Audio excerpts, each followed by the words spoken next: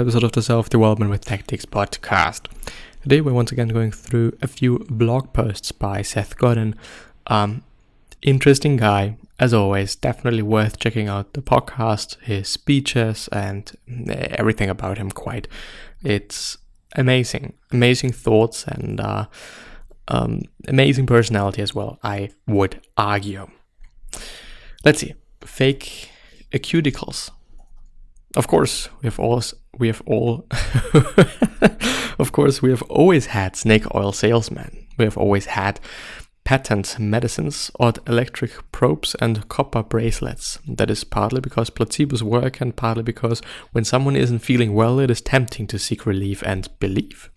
In the last 50 years, peer-reviewed and tested medicine has gotten dramatically more effective at the same time that these regulated medicines have spent a fortune on ads and marketing. Which, by the way, is always staggering for me. There is so much money in... I actually want to say franchise, it's not a franchise. In this market, it is insane. It really is.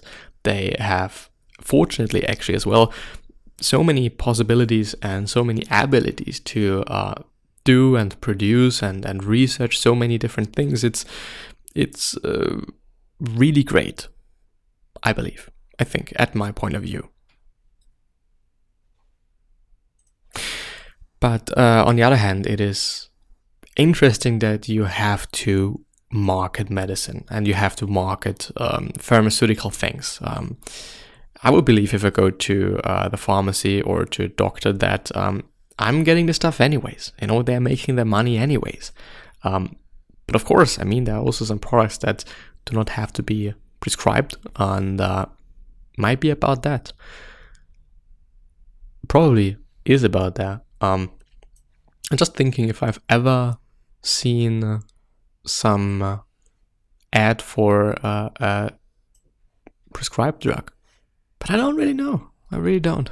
Anyway, where have I stopped? As a result, the shame snake oil, there we are, by the way, Purvias, or whatever the fuck this means, have worked hard to copy the scientific umbra and language of tested, could you go away please?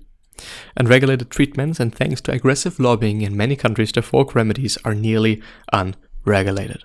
So we've got greedy public pharma companies with a tested product and an ad budget that often exceeds their R&D budget. Industry-wide, it approaches half of R&D, which I don't know what this means. We might just Google it, because I believe that it could be important. And while I'm doing so, I can do this, yes, because it bothers me. It covers all costs, including labor, materials, and overhead associated with discovering new knowledge and translating research findings into plans or designs for new products. So basically research things, I would assume, or I would say, which is insane, but anyway. And they're using every tool they can to sell something expensive that sometimes works. Sometimes. And then we have folk medicine companies that are responding to the high prices and ad influx by raising their own prices and sharpening their own ads, blurring the gap and grabbing some of the trust that people have in verified and tested results. Belief is useful and placebos work, but you can see the widening gap here. It is hard to tell from the website or ad which are the actual forces, tested, double-blind and effective treatments, and which are simply scams. A cheap benign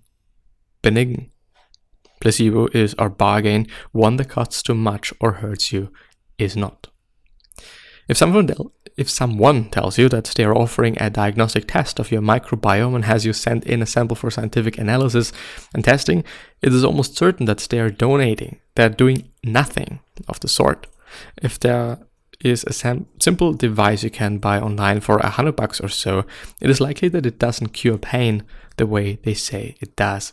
If a practitioner insists that they have powers that transcend the laws of physics or reason, they're actually only offering you the power of suggestion. And yes, if a famous doctor insists that an expensive over-the-counter magical bean is what you need, think twice.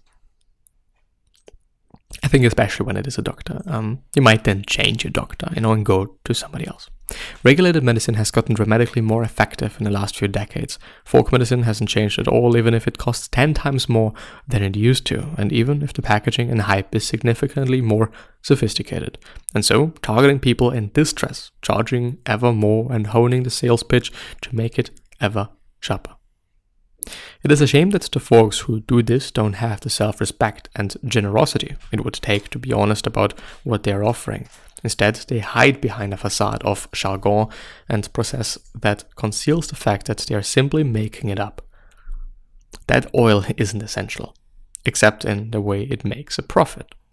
There are few areas of your life where we tolerate this much fraud because we really want it to be true. Yeah, I think there is a reason why. Let's check that out.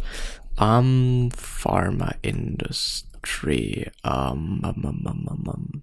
What do you call it? Market size. In comparison, can I find something like this? Would be amazing. It is growing. At this point, we are at 2019. The UK pharmaceutical manufacturing market was 13.5 billion. Think about that. And it grew to what? The global pharmaceutical manufacturing market size was valued at $405 billion in 2020. And it is expected to grow at a compound annual growth rate of 11.34 from 2021 to 2028, which is insane. Molecule type insights and so on and so forth. So the 2022 apparently is 405.5 billion, even though this is from 2020 apparently. Great diagram. Thanks, you fuckhead. Worldwide statist, let's see what we can find here. 2027, 2022, what is this number? It's 1 point or 1 comma 109.05, whatever that might mean. But it is interesting, the biggest one is other pharmaceuticals. Thank you. What is the green one? Oncology drugs. Apparently, oncology drugs are one of the biggest pieces of the whole puzzle for some reason. I mean, there probably is a reason. Maybe it is something that you're just getting prescribed and that's it, quite, and whatever. But actually, really interesting graphs. Global comparison. Top 5, 2022 in billion US dollars.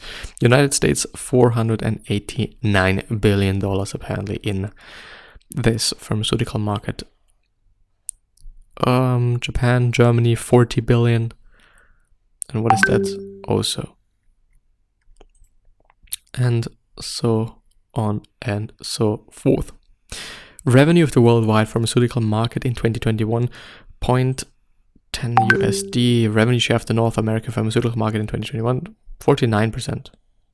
Pharmaceutical sales in oncology is 99.5 fucking billion. Sorry for having my volume up. It is insane, but I mean there is a reason why.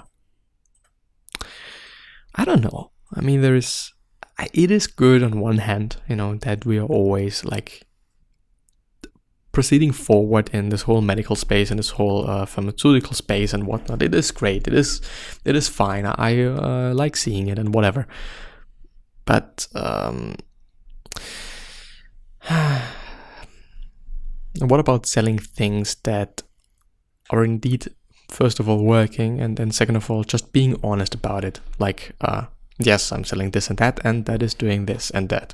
And this, well, when it is a placebo, of course, I can't say it is a placebo.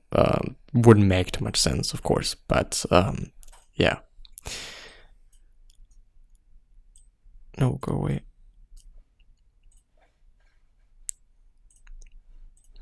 Let's see what the next one is.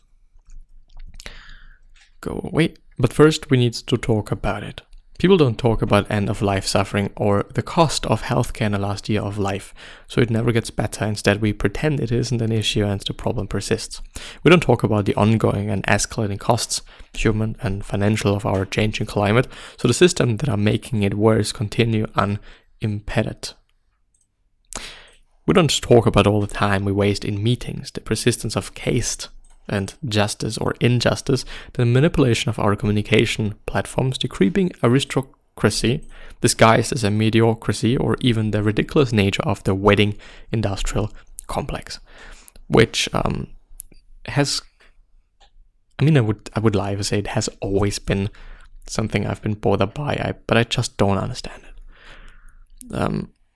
Paying so much for a fucking wedding, why?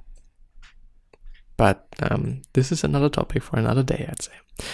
What all of these systems have in common is that they maintain their position and the status quo by creating a force field that somehow keeps us from talking about them. On the other hand, we talk about quarterly profits, sports rankings, celebrities, and the horse race of the day's politics all the time, which is why so much time and energy is spent on polishing and optimizing those systems, which makes sense. If things when things are being used, they don't go broke. For example, a lot of ancient temples, a lot of ancient buildings, they just got destroyed because of nature, because of whatever, because nobody has used them anymore. Back in the days, they have used them, but from this point on, where they are not being used anymore, it really goes downward pretty fast. So it just makes sense. Figure out what is important and then create the conditions for people to talk about it. P.S. Thanks to Eileen Fisher for doing just that. Last month, their stores gave away thousands of copies of the Carbon Almanac to people who stopped by simply that, to encourage people to talk about our future. Also, congratulations to Gabe for 2,000 daily posts. Good stuff. I want to check out what Gabe is doing, because when it is a suggestion by Seth Godin, it might be something worthwhile. There we go. Sunday night, Humlove about contact. How long can it be the new thing?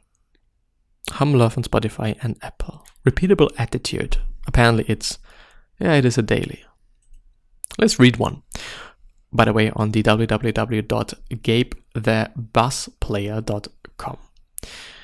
Repeatable attitude. We all want to believe that our knowledge is building toward the sure thing, that all our toils with uncertainty will give way to a repeatable process, or at least a predictable one, where we can control the outcomes. The truth is, as we build our knowledge and understanding, we are actually building toward adaptability to the present reality. Not a repeatable process, but a repeatable attitude. And so on and so forth. And I do also, for the very end of this episode, want to show the Carbon Almanac with a foreword by Seth Godin. Is there a little bit of an introduction? What is this about? It is a source of reliable and easily understandable knowledge on climate change that you can share to create meaningful impact. Contributor Seth Godin explains more below. I don't know if I can share that or if it even works. I'm just hearing myself. It is on the carbonalmanac.org site if you wanna check it out. We are all called to be architects of the future, not its victims. Every action we take makes a difference. Every day it is up to each one of us the kind of difference we make. And the Carbon Almanac helps us all find a way to make positive actions for the health of our planet and its inhabitants. Can I order it now? I can buy it on Amazon, Apple Books, and so on and so forth. If you want to check it out. But up until then, I'm hopefully going to see you the next time. So, bye-bye.